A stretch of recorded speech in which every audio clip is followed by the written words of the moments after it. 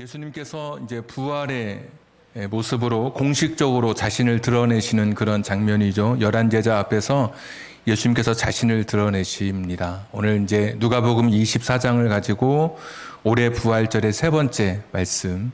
첫 번째 말씀은 여인들이 증인이었고 사흘 만에 부활하신 그 3일의 의미. 또 두 번째 지난주 말씀은 우리와 함께 동행하는데도 불구하고 느끼지 못했던, 알지 못했던 그 이유, 자신들의 생각과 자신들의 욕심으로 가득 찼을 때는 부활의 주님이 동행하는데도 보이지 않았던 것. 그래서 오늘도 지금 부활하신 주님이 우리와 함께 계신데도 보이지 않고 내가 낙심하게 되는 것은 여전히 하나님의 뜻이 아니라 내 뜻, 내 욕심, 내 욕망에 사로잡혀 있기 때문에 그런 것이고, 오늘 세 번째 말씀이 11제자 앞에서 나타나시는 이제 공식적으로 자신을 드러내시는 그런 장면입니다. 첫 번째 말씀이 내가 너에게 평강이 있을지어다, 예수님의 첫 말씀이죠. 이 말씀 하나만으로도 오늘 사실 설교는 다 끝난 것입니다. 첫 마디 말씀이 참 너희들 서운하다 이렇게 말씀하지 않으셨어요. 참 내가 너희들 정말 그럴 줄 몰랐는데 역시 너희들은 참 그렇고 그렇구나. 나 삐졌어. 이런 말씀도 하지 않으셨어요. 참 너희들 너무했다. 이런 말씀 하지 않으시고 평안이 있었으면 좋겠다. 이것은 이스라엘에서 인사말이기도 하고 축복을 비는 말입니다. 복을 빌어주는 말입니다. 첫 마디 말씀이 부활하셔서 제자들 탓하지 않으시고 도망간 제자들 책망하지 않으시고 난 너희들이 행복했으면 좋겠다. 난 너희들이 마음에 이제는 평안을 가졌으면 좋겠다. 나는 너희들이 이제 좀 가벼운 마음을 가졌으면 좋겠다. 이렇게 위로해 주시면서 예수님께서 당신의 첫 모습을 드러내 주셔요. 언제든지 우리가 실패할 때마다 예수님은 어떤 분으로 다가오시냐면 인간의 부모는 참고 참다가 마침내 서운한 것을 한 번에 폭발시키는 그런 부모이지만 우리 주님께서는 아주 오래 참으시는 그런 분이시죠. 우리의 실수를 하나님 또 잘못했습니다 이렇게 회개할 때 그 실수를 또 넓은 바다처럼 받아주시고 또 품어주시는 분. 내가 이렇게 살겠습니다 결단하고 또 죄를 지었지만 처음인 것처럼 뻔뻔하게 하나님 내 죄를 용서해 주십시오 라고 할 때 정말 우리 어깨를 이렇게 감싸 안으시고 우리를 토닥거려 주시는 분이 우리 예수님이신 것을 오늘 보게 됩니다. 그런데 이런 예수님을 이제 제자들이 보고 깜짝 놀라게 되더라고요. 왜 놀라게 됐냐면 평소와 달라서 놀라게 됐습니다. 한번 말씀 한번 띄워주십시오. 요한복음 20장 19절 말씀인데 유대인들을 두려워하여 모인 곳들의 문들을 닫았더니 예수께서 오사 가운데 서서 이르시되. 우리 화면 한번 다시 한번 말씀 한번 보여주십시오. 요한복음 20장 19절 말씀, 제가 중간부터 읽었는데 빨간 그 말씀 위에 보시면 이날 곧 안식 후 첫날 저녁 때에 제자들이 유대인들을 두려워하여 모인 곳에 문들을 닫았더니 예수께서 오사 가운데 서서 이르시되 너희에게 평강이 있을지어다. 문을 다 닫고 있었는데 갑자기 예수님께서 11명 제자들 가운데 서 계셨던 것이거든요. 그러니까 평소와 다르시죠. 평소에 들어오시려면 문을 노크하고 그리고 사람이 문을 열어줘야 들어오게 되는데 닫힌 문 그리고 틈이 없는 벽을 어떻게 뚫고 예수님께서 한 자리에 서 계신 것이죠. 그러니까 제자들이 깜짝 놀라게 됐어요. 그러니까 부활하신 예수님의 몸에 특징이 있다면 지금 우리가 가지고 있는 예수님 죽으시기 이전의 몸과 다른 몸이었다. 다른 몸이시다. 그래서 제자들이 깜짝 놀라게 된 것이죠. 같은 몸이라면 덜 놀랐을 것 같은데 다른 몸으로. 그래서 제자들은 어떻게 생각했냐면 영으로 생각했다. 귀신으로 생각했다. 살아있었던 그 모습이 아니라 죽은 사람이 여기 있는 것으로 생각하면서 어떻게 여기를 이 벽을 뚫고 오실 수가 있지? 이렇게 생각하면서 굉장히 놀라게 된 것이고 두려워하게 된 것이죠. 그래서 예수님은 다른 몸을 가지고 계셨습니다. 그런데 예수님께서 또 이렇게 말씀해 주십니다. 나는 다르지 않고 같은 몸을 가졌어 라고 말씀해 주십니다. 오늘 본문에 39절에 보시면 내 손과 발을 보고 나인 줄 알라. 또 나를 만져보라. 영은 살과 뼈가 없으되 너희 보는 바와 같이 나는 있느니라. 이렇게 말씀해 주시죠. 예. 나는 똑같아. 나는 다르지 않아. 만져봐. 나는 살과 뼈가 있어. 너희들 보는 대로고 만지면 만질 수 있어. 이렇게 말씀해 주시죠. 여전히 제자들은 예수님이 다른 분으로 오신 거예요. 다른 모습으로, 다른 존재로. 어떻게 여기를 뚫고 오시지? 문을 두드리지도 않았는데 어떻게 들어오셨지? 근데 예수님은 아니야, 나는 같은 존재야.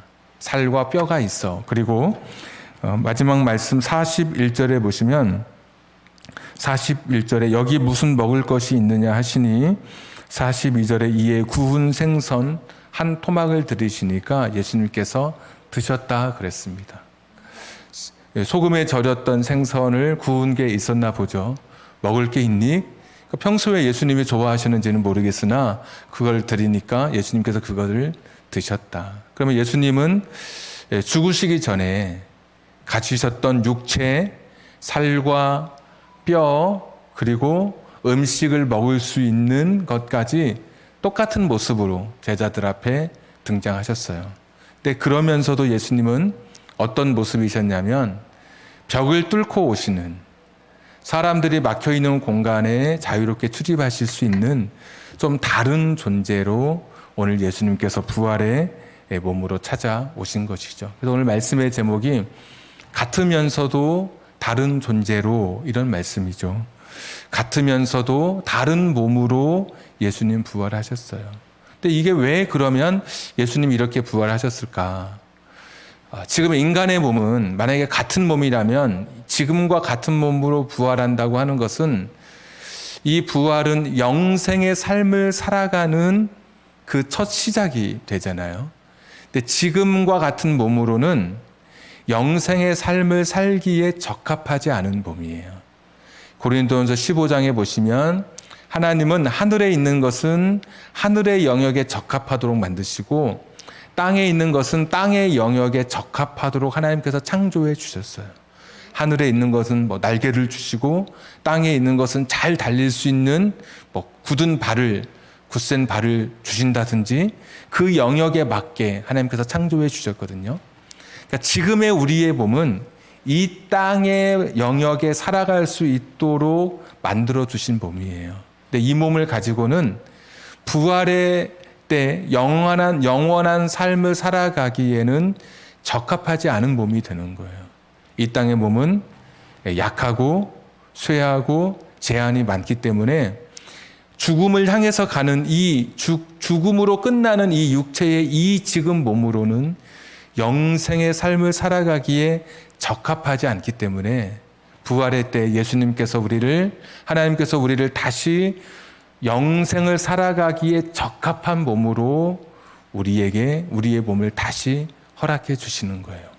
그것이 바로 오늘 같으면서도 다른 몸이에요.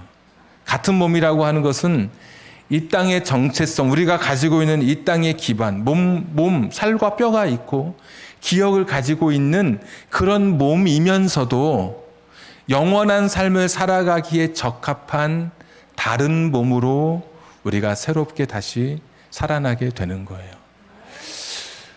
죽은 사람이 살아나지만 다시 죽는 몸이 되는 그러한 나사로라든지 또 달리다금 소녀 같은 경우는 죽었다가 다시 살아났지만 다시 죽게 돼서 우리가 소생이라고 그렇게 구분하기도 하고, 근데 부활은 죽었다가 다시 살아나면 다시 죽지 않는 영원한 삶을 살아요. 그게 부활이죠.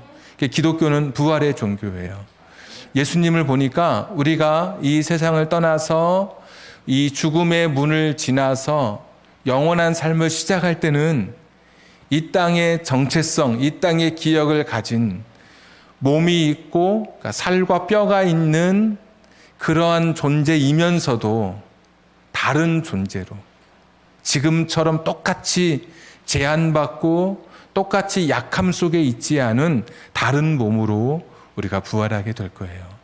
그래서 오늘 고린도전서 또 말씀 한번 보시면 15장 42절부터 43절 한번 화면 한번 보시면 죽은 자의 부활도 그와 같으니 썩을 것으로 심고 썩지 아니할 것으로 다시 살아나며. 죽은 자의 부활이 부활 때에 그런 거예요. 썩을 것으로 우리가 그렇게 우리 인생이 썩을 것으로 심어지는 거죠. 우리의 인생이 그러니까 썩어지는 인생인 거예요. 병들고 조금씩 낡아지고 마침내 먼지가 되죠. 근데 다시 부활하게 될 때는 썩지 않는 몸이 돼요. 분명히 같은 몸인데도 다른 몸이 될 거예요. 우리가 부활하게 될 때 발 없이 막 공중에 떠다니는 그런 혼으로 부활하는 게 아니더라고요. 살과 뼈가 있는 몸으로 부활하면서 이 땅의 기억을 가지고 이 땅의 정체성을 여전히 간직한 채 부활하는데 다른 존재로, 다른 몸으로 더 이상 썩지 않는 몸으로 부활하게 돼요. 또 43절 보니까 욕된 것으로 심고 영광스러운 것으로 다시 살아나며, 그러니까 허무한 것이었는데 이제는 부활의 때는 찬란하고 빛나는 영광스러운 것으로 우리가 다시 다른 몸이 되는 거예요. 세 번째는 약한 것으로 심고 강한 것으로 다시 살아나게 되는 때. 지금은 얼마나 인간이 약한 존재인지, 그러나 우리가 다시 부활하게 될 때는, 다시 생명을 얻게 될 때에는 지금처럼 약하지 않은 강한 몸으로 우리가 다른 몸의 존재를 힘입게 되는 거예요. 그래서 요한계시록 21장은 마지막 천국의 모습을 우리에게 보여주고 있는데, 요한계시록 21장 1절 말씀, 또 내가 새 하늘과 새 땅을 보니 처음 하늘과 처음 땅이 없어졌고 바다도 다시 있지 않더라. 하늘과 땅이 이제 바뀌어졌죠. 처음에 태초에 하나님이 하늘과 땅, 천지를 창조하셨는데 처음 하늘과 처음 땅이 없어지고 새 하늘과 새 땅이 만들어져요. 바다는 없어요. 바다는 구약 성경에서 혼돈과 악의 상징이에요. 바다에서 항상 용이 나와요. 이 말씀은 바다가 없다는 것은 천국에서, 우리가 영원히 살게 될 천국에서 바다가 없다는 것은 더 이상 혼돈과 악이 존재하지 않는 것을 의미해요. 자, 2절 말씀. 또 내가 보매 거룩한 성 새 예루살렘이 하나님께로부터 하늘에서 내려오니 그 준비한 것이 신부가 남편을 위하여 단장한 것 같더라. 신부가 신랑에게 잘 이렇게 아름다운 모습을 보이기 위해서 화장을 하고 온 매무새를 다듬는 것처럼 하나님께서 우리에게 처소를 예비하러 가신 주님께서 우리에게 영원히 살 천국을 마련해 주기 위해서 굉장히 신경을 쓰시고 되게 세밀하게 준비하셨다는 것을 우리가 읽게 되죠. 3절 말씀. 내가 들으니 보좌에서 큰 음성이 나서 이르되 보라 하나님의 장막이 사람들과 함께 있음에 하나님이 그들과 함께 계시리니 그들은 하나님의 백성이 되고 하나님은 친히 그들과 함께 계셔서. 빨간색이 있죠. 천국은 어떤 곳이냐 그러면 제일 정확한 대답은 하나님이 함께 계시는 곳. 하나님이 계시는 그곳에 우리가 함께 늘 하나님의 얼굴을 배웠고 늘 하나님의 음성을 듣고 하나님과 함께 살아가는 곳. 자, 4절 말씀.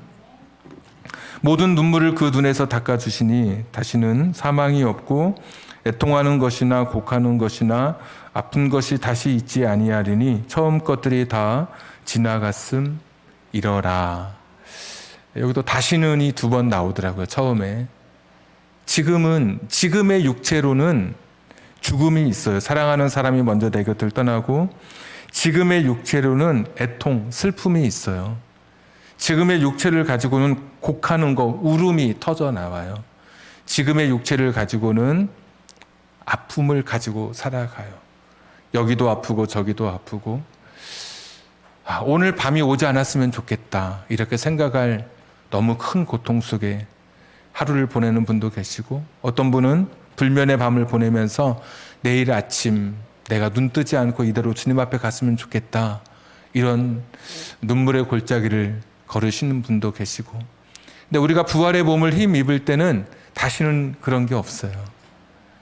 왜냐하면 같은 몸이면서도 다른 몸으로 우리가 새로운 창조를 하게 되는데, 새로운 창조를 지음받게 되는데, 그때는 더 이상 아프거나 더 이상 눈물을 흘리거나 더 이상 약하거나 더 이상 사랑하는 사람을 이별하는 이별의 고통이 없는 것이죠.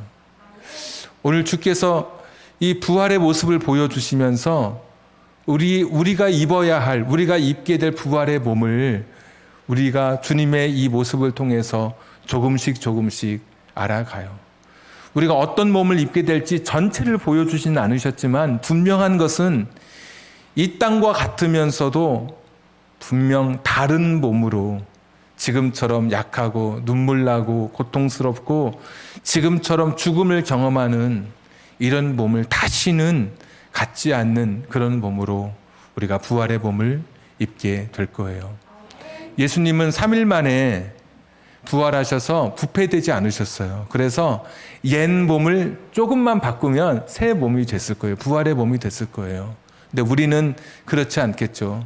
묘를 이장할 때 보니까 어떤 묘에는 정말 그 유골, 뼈만 남아 살은 다 사라지고 뼈만 남은 그 묘지를 이장하는 것을 보았습니다. 우리가 화장하게 되면 900도에서 1000도의 고열에 우리 몸이 그 불덩이 속에 들어가게 되죠. 살은 다 사라지고 뼈도 부슬부슬해지게 되는 그런 고온에 우리의 몸이 다 사라지게 되죠. 그런데 우리가 부활을 의심하지 않는 것은, 하나님은 창조의 하나님이시잖아요. 없는 것을 만드셨던 하나님이셔요. 그런데 부활은 이미 있는 거예요. 있었던 것을 조금 바꾸시는 거예요. 그래서 내 몸이 완전히 사라진다 할지라도 한쪽 팔이 잘려져서 그 팔을 회복할 수 없고, 어떤 사고가 나서 내 몸에 흔적을 찾을 수 없을 만큼 다 사라졌다 할지라도, 창조의 하나님께서는 우리 부활의 몸을 이 땅의 정체성을 가지면서도, 이 땅의 기억을 가지면서도 다른 몸으로 다시 만들어 주실 수 있으신 거예요. 그래서 창조의 하나님은 부활의 하나님이 되셔요. 창조를 믿으면 당연히 부활은 더 쉬운 것이죠. 원래 있는 것에서 조금만 바꾸면 된다든지, 없어도 창조하셨는데 이미 있었던 것을 다시 만들면 되는 것이니까 우리는 창조의 하나님을 믿고 부활의 하나님을 믿는 것이죠. 지금 이 몸은 영원한 삶을 살기에 적합하지 않아서 우리가 이 몸의 장막을 벗는 거예요. 그리고 다시 주께서 우리를 부활의 새벽에 부르실 때, 그때는 지금과 같으면서도 이제는 다시는 실패하거나 다시는 눈물을 흘리거나 다시는 죽음이 없는 온전한 몸으로, 다른 몸으로 우리가 부활의 새벽에 우리 모두가 만나게 될 거예요. 지난 수요일에 말씀을 전할 때 방송이 음향 상태가 이상하게 돼서 아마 잘 설교가 전달이 안 됐을 것 같은데, 그때 드렸던 말씀 하나를 더 드리자면, 의정부에 사시는 목사님이에요. 나이는 한 60대 한 중반 정도 되셨고, 사모님이 한 4년간 투병하시다가 참 되게 힘든 시간을 보내시다가 이제 돌아가셨어요. 근데 아들이 있는데, 아들이 지금 36살인데 아들은 신장이 좋지 않아서 투석을 해야만 하는 그런 아들입니다. 이틀에 한 번씩, 한 번 하면 4시간씩 투석을 해야 되는 거예요. 가끔씩 그 목사님을 만나서 식사 때가 돼서 어떻게 이제 같이 식사하러 가는 그 분위기인데, 그 목사님은 이제 집에 가실 때가 있으세요. 그때는 언제냐면, 가시면서 나 아들 데리러 가야 돼, 이제 그러는 거죠. 그러니까 아침에 아들 병원에 입원시켜서 투석하고, 투석이 끝나면 아이 데리고 집에 오는 거예요. 36살 난 아들을. 근데 그 아이가 합병증으로 반절을 쓰지를 못해요. 뇌경색이 와가지고. 그 아버지가 이 아이를 돌보지 않으면 이 아이는 한쪽을 완전히 사용하지 못하기 때문에 너무 힘들죠. 생활하기가 힘들고 아버지가 정말 다 수발을 해야 하는 그런 상황이고, 그러다가 정말 얼마 전에는 이 아이가 갑자기 이 심근경색이 와가지고 심정지가 온 거예요. 그래서 병원에서 CPR이라고 그러죠. 이게 가슴 마사지를 통해서 죽었던 아이가 이제 살아나게 된 거죠. 그때 이 목사님이 그 자녀에게, 아들에게 이렇게 말을 합니다. 어떻게 말을 하냐면, 사랑하는 아들, 아버지가 할 수 있는 한 힘 닿는 데까지 내가 너를 돌볼 거다. 이게 사실 부모 마음이잖아요. 이 아버지가 어떻게든 내가 너를 병원에 데려가고, 그래서 내가 너를 어떻게든 내가 너와 함께 할 거다. 내가 너를 도와줄 거다. 내가 너를 살려줄 거다. 그러니까 걱정하지 마라. 그런데 만약에 하나님이 너를 부르시면, 심정지가 왔으니까 또 언제 올지 모르잖아요. 그러니까 하나님이 너를 부르시면 그때는 하나님 앞에 원망하지 마라. 한 번은 모든 사람이 다 죽는 것이고 조금 빨리 가고 늦게 가고의 차이뿐이지, 만약에 하나님이 너를 부르신다면 너 절대 원망하지 말고 하나님께 감사하면서 너의 마지막 그 죽음을 맞이했으면 좋겠다. 아버지가 자식에게 그런 이야기를 하는 거예요. 아버지의 마음이 자식이 해줄 수 있는 최고의 말인 거예요.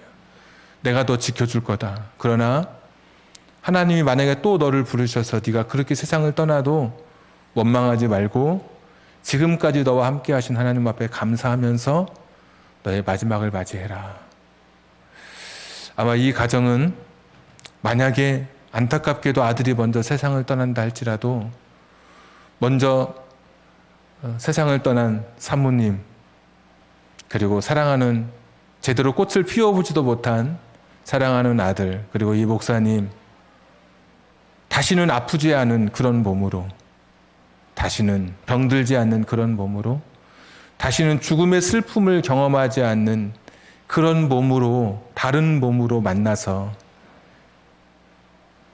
이 땅에서 가졌던 그 기억들, 서로 이 땅에서 가졌던 그 애틋했던 마음들을 서로 이야기하고 나눌 수 있는 그런 소망이 그 가정에 있는 것이죠. 오늘 어린이 주일을 맞이해서 우리가 사랑하는 자녀들을 위해서 기도하고, 부모는 늘 자녀를 위해서 자신의 목숨을 한순간도 미련 없이 내어놓을 수 있는 존재가 부모이잖아요. 내가 내 자식을 위해서 해줄 수 있는 게 무엇일까? 다 줄 수 있고, 물질을 심고 내 자식을 위해서 기도를 심고 다 주고 싶어요. 진짜 아무리 다 주어도 이 세상에서는 정말 오래 같이 살고 있어야 한 70년, 손자 손녀는 내가 아무리 오래 있어야 한 30년, 그러나 부활의 날에는 예수 그리스도의 그 부활의 첫 열매의 뒤를 이어 우리가 다시 부활하게 되는 날에는 내 자식들, 내 손자 손녀 영원토록 함께 살게 되는 것이죠. 정말 아프지 않고 눈물 없는 곳에서 정말 내 눈에 넣어도 아프지 않은 내 자식들, 그들과 함께 이 부활의 소망, 다시는 죽음이 없고 다시는 애통함이 없고 다시는 눈물이 없는, 곡하는 것이 없는, 다시는 아픔이 없는 그런 몸으로 우리가 다시 만나게 되는 것이죠. 부활의 세 번째 이야기는 그것입니다. 오늘 아무리 힘들고 고단해도 부활의 소망을 붙들고 살아가시죠. 그리고 이 세상에 내가 누군가에게 줄 수 있는 최고의 선물이 있다면 영원한 삶을 선물해 줄 수 있다는 것. 5월 가정의 달, 나를 통해서 우리의 가정이 부활의 소망을 가지고 살아가는 그런 가정 되도록 여러분 기도해 주시고, 오늘 아무리 힘들고 아프고 지금 지쳐있는 그런 삶이라 할지라도 부활의 날에는 그런 것 없으니까 이 부활 소망 붙들고 어려운 때 잘 이겨가시길 주님의 이름으로 축복합니다. 우리 찬송 한 장 부르고 같이 기도하겠습니다. 찬송가 246장.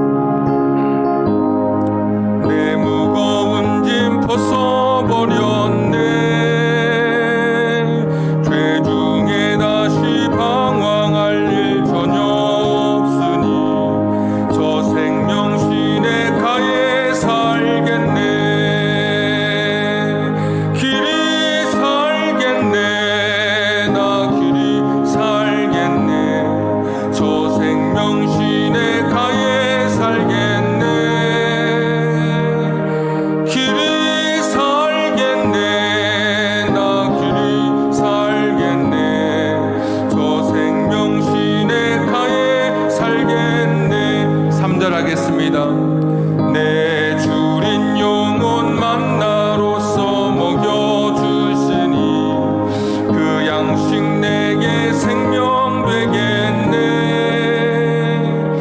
이후로 생명 양식 주와 함께 먹으며 저 생명신의 가에 살겠네.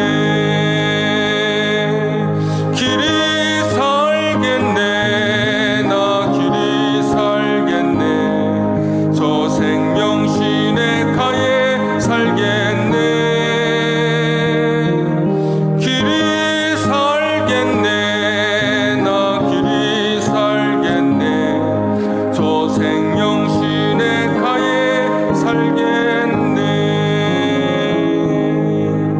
우리 한번 같이 기도하겠습니다.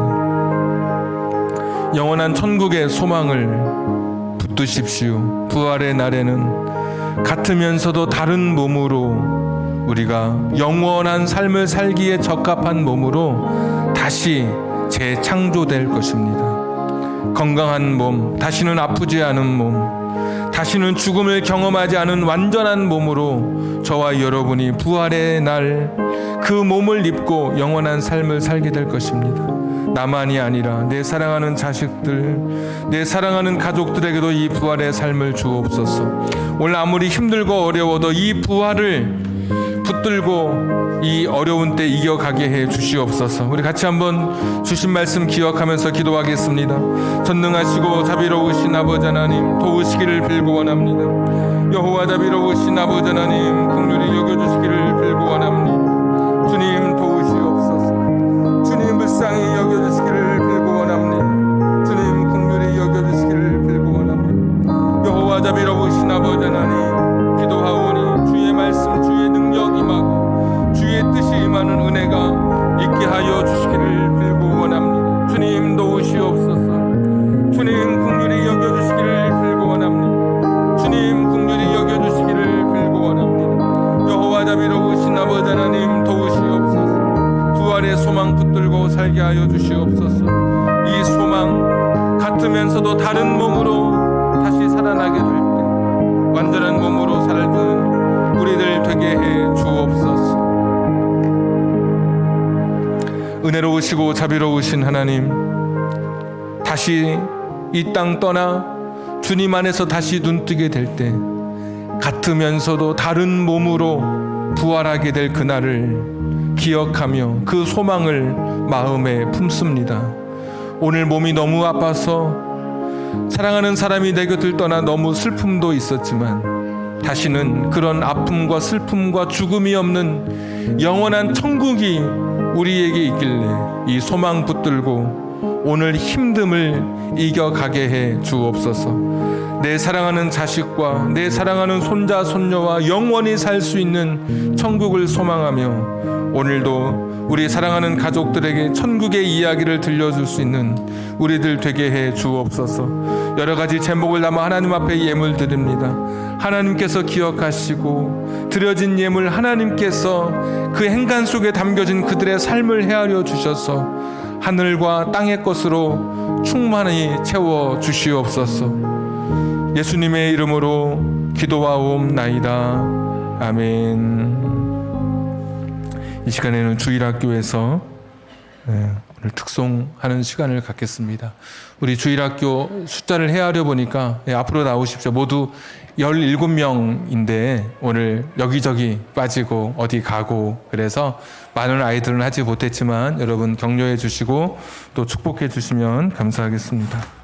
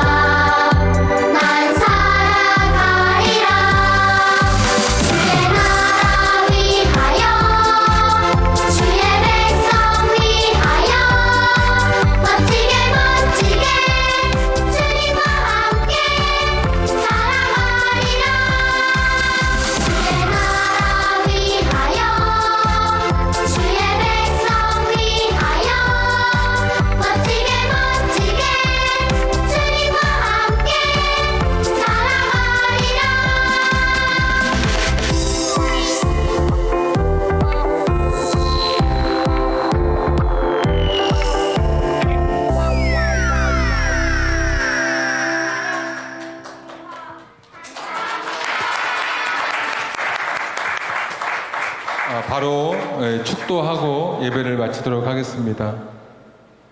이제는 우리 구주 예수 그리스도의 은혜와 하나님 아버지의 극진하신 사랑하심과 성령님 감동, 감화, 내주 충만하심이 오늘 헌화식으로 하나님 앞에 자식을 하나님의 뜻대로 키우기로 결단한 우리 부모들, 우리 사랑하는 아이들, 이한이, 이연이, 하경이 머리 위에 또 그리고 오늘 율동으로 하나님 앞에 영광 돌린 우리 주일학교 머리 위에 그리고 다시는 아프지 않고 다시는 죽음이 없고 다시는 약하지 않은 다른 몸으로 부활할 이 소망을 갖고 남은 생에 살기로 결단하는 우리 사랑하는 성도님들 위해 지금부터 영원까지 함께 하시기를 간절히 축원하옵나이다. 아멘.